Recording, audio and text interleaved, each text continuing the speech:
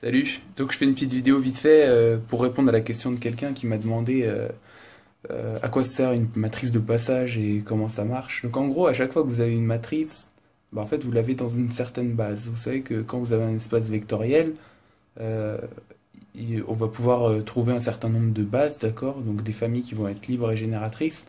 Donc on va pouvoir, qui vont servir par exemple à décomposer tous les éléments de, de cet espace vectoriel.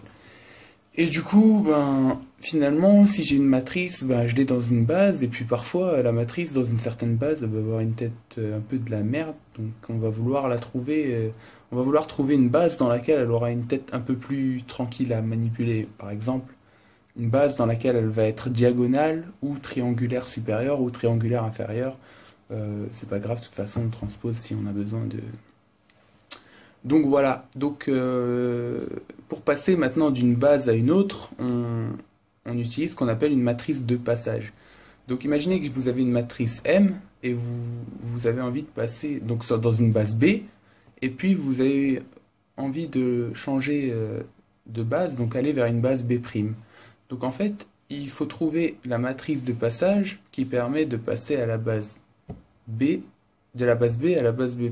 Donc en fait, on va envoyer notre matrice M sur une autre matrice, mais il faut se dire que les deux matrices représentent le même endomorphisme dans des bases différentes. Donc même si on change de base, bah, on représente quand même le même endomorphisme et du coup on ne change pas vraiment les choses. Je sais pas, par exemple, essayez d'imaginer ça comme un changement de point de vue, d'accord? Les personnes dans un stade, elles vont pas voir les joueurs de la même manière. Il y en a qui verront un peu mieux, il y en a qui vont être gênés. Bon, ben vous êtes en train, quand vous utilisez une matrice de passage, vous êtes en train d'essayer de chercher la meilleure place finalement, d'accord? Donc principalement, voilà, c'est à ça que ça sert. Dans le cas, par exemple, de la diagonalisation des endomorphismes, on a un endomorphisme, on a envie de voir est-ce qu'il est diagonalisable, et si c'est le cas de le diagonaliser, sinon de trigonaliser, et puis après, bon, ça dépend si on est dans R ou dans C.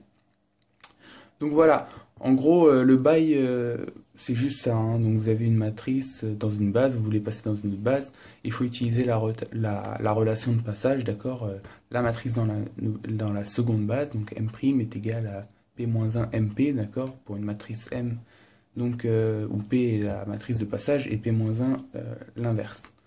Donc il y a des trucs pratiques des fois qui se font, par exemple, si votre matrice par exemple, imaginez que vous avez un endomorphisme dont la matrice elle est symétrique réelle. Vous savez que le théorème spectral il vous dit que elle est diagonalisable à l'aide d'une matrice de passage qui va être orthogonale, d'accord? Et vous savez qu'une matrice de passage orthogonale, ben la matrice inverse c'est la transposée. Donc dans ce cas-là, par exemple, ça va être très très simple de diagonaliser.